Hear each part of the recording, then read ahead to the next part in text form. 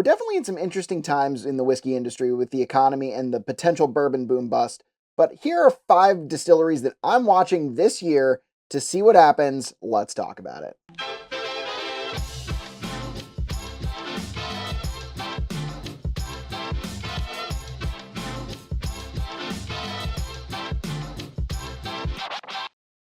I know I've talked in a previous video about whether or not I think the bourbon boom is over, and I'm not convinced it's not just the economy. I think the economy is the biggest factor playing into what's happening with the bourbon, whiskey, American whiskey, whatever industry at the moment. We had the industry kind of bracing for the imminent threat of tariffs under the Trump administration. This is not politics. This is just fact. I do not get into politics in this channel, nor do I really want to. So if you are going to comment about, anything politics related, I'm not getting political. I'm just stating what's happening. So there was the worry that maybe Canadian whiskey was going to be going away, and that's not super popular yet, but I feel like it's one of those industries that's on the rise, especially with, Found North, Whistle Pig, Obtainium is kind of all doing Canadian rye or Canadian whiskey things. And I have liked most of the Canadian whiskeys that I've had so far, especially when they're high proof.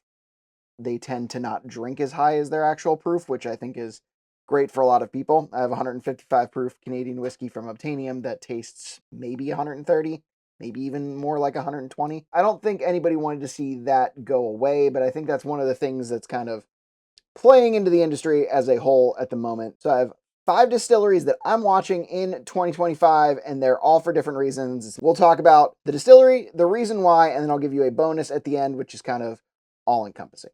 So first on the list is 1792 Barton. Now, if you have not seen the video, I know I talk about it quite a bit because it was a really influential experience to me. Doing a foolproof pick at 1792 Barton, shout out to Mike Martin for winning that in the Sazerac Barrel Select. It was super cool, and we got the experience to do that with Master Distiller Ross Cornelison. And that was a lot of fun, and they are doing some crazy stuff. They recently announced that they're doing a cognac cask finished, and then they have an extended cask finish Pinot Noir coming out. And the first thing on my mind was, are they killing the Thomas More line? If you did not know, Thomas More is a line that is produced by 1792. They're owned by 1792.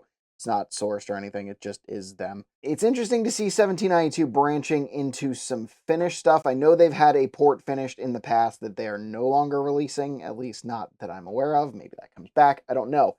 So it's interesting that they're bringing some of those things back to market. In the video, I also joked with Ross about whether or not they're going to come out with a cast strength 1792 sweet wheat.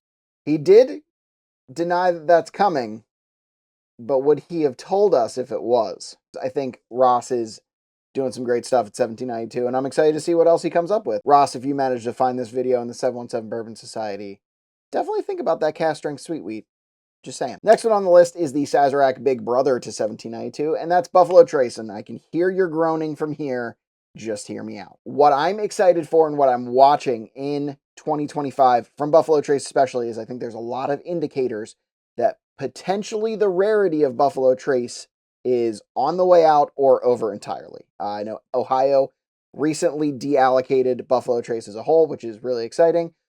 I think it's one of the best if it's available on the shelf bottles under $30. That's just my take. I know E.H. Taylor Small Batch has been popping up in Pennsylvania more frequently. I think it seems like there's more single barrels out there. There's a new Eagle Rare 12 coming, which has the potential to be a very interesting release, especially if it's $50 or under. I just think there's signs all over the place that Buffalo Trace might become more readily available. I think there's a lot of pushback in whiskey enthusiasts that they hate Buffalo Trace because they can't find it. So I'm interested to see how the reception is if it becomes a shelf bottle, if Weller Full Proof, if Weller Antique, if, those core offerings become on the shelf bottles and the secondary market just collapses under it. It seems like there's a lot of, for lack of a better term, butthurt about people not being able to find it and then convincing themselves that there's better whiskey on the shelf when I'm not convinced that there actually is. That's what I'm excited for. I'm excited for more of it and to see how people react to it. Next up on the list is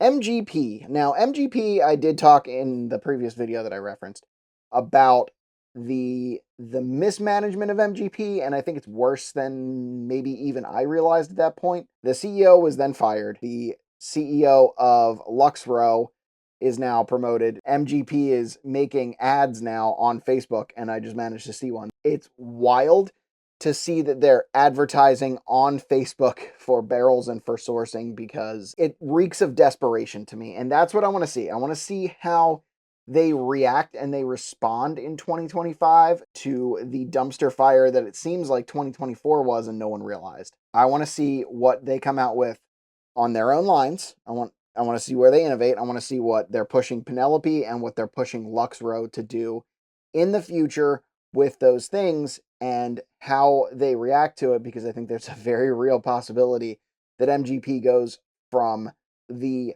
biggest distillery to possibly getting some or all of their distilleries shuttered. That's wild to think about, especially when, we were talking 2-3 years ago about, it seems like every new craft whiskey is MGP distilled, to maybe even they're not selling that to average consumers and they're, gone bankrupt, or, going to the point where they're shuttering off portions of the business. I don't know. It seems like there may be that potential.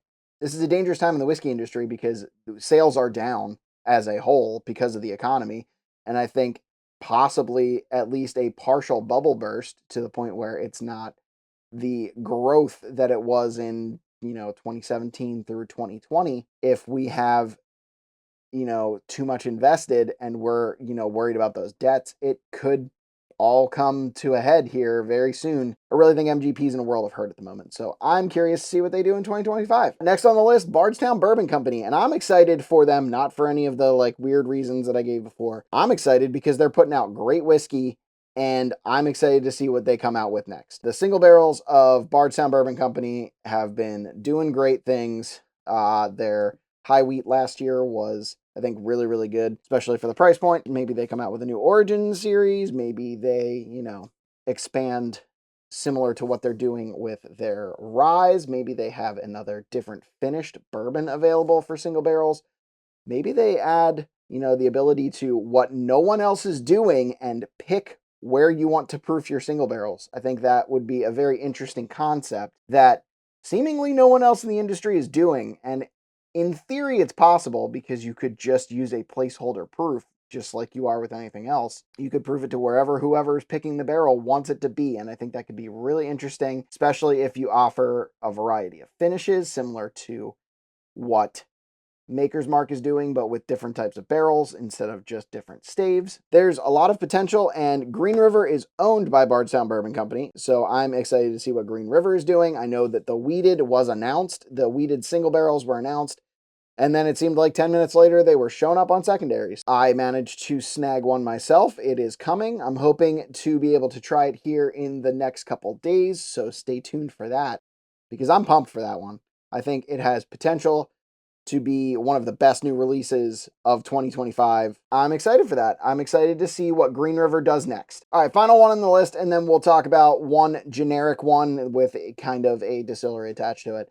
So the final one on my list is 13th Colony. I think I'm seeing a lot of interesting things coming out of them. They are, as I mentioned in my upcoming whiskeys video, whiskeys that I'm hunting in 2025, they are doing a maple finish, something about maple spirals in the barrels. Really interested to see what that's like, because I think it has potential to be really, really, really good. Also, we're starting to see them be a lot more transparent about what their whiskey is, where it came from, and, how old it is. That is a step in the right direction to a lot of the people who they've burned along the way. I think they've had really good whiskey for a while now, and the transparency has been the biggest issue. So if they correct that and they tell you where it comes from, tell you what it is, and tell you how old it is, I am on board. And I think a lot of people who have been burned should be back on board. I know I've gotten comments about that, and I get it. There are whiskeys out there that I have criticized for the same thing, and it was a bit of a double standard. Going forward, if they are more transparent about where whiskey comes from,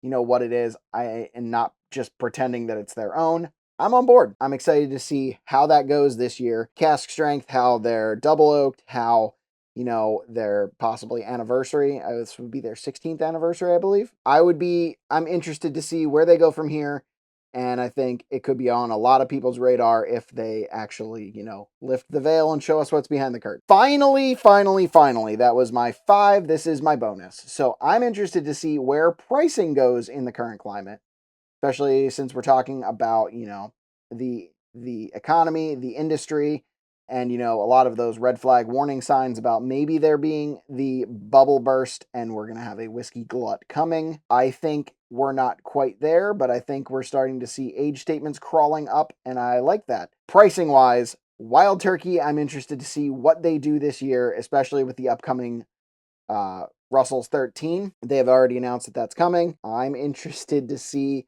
what the price point on that is, because it has gone up every single time it has shown up since it was released in 2020. And the last time we saw it, it was $150. I'm interested to see how much the economy changes that, and really, honestly, whiskey prices as a whole. I'm excited to see more product on the shelf. I am excited to see a lot of that. I would like to see prices, going stagnant, maybe plateauing a little bit, or in some cases going down. I think those prices, especially for Russell's high-end items, I would like to see maybe a step back, even if that is, lesser age statements, different finishes, taking a step back and dropping those prices because they are bonkers. Wild Turkey, I think, is the absolute king of overpriced whiskey at the moment. I'm curious to see how the economy affects pricing and how that goes from here. But the distillery that I'm watching most on that aspect is Wild Turkey. And that's my list. So if you have distilleries that you're watching, or if you want to comment on some of the stuff that I've said, please drop that below. We'll start a conversation about it. Talking about whiskey is one of my favorite things, and this community is no exception. So hopefully you guys care enough about the content to drop a comment. I also take constructive criticism. I'm not perfect, and I know that. So I'm here for all of your comments. At the moment, we really don't have anything upcoming. We've got some irons in the fire as far as a live with the Hello Again Whiskey friends. We're going to try and do some other lives here coming up soon. So stay tuned. We'll let you know what's coming next. If you want to support the channel, you can check out our YouTube memberships. You can check out Patreon memberships. You can check out our merch store. All those links are in the description, so go ahead and check them out. If you like this content, check out our other videos. Please like and comment on this video and subscribe if you haven't already. And we hope you'll join us in drinking like a gentleman. Cheers.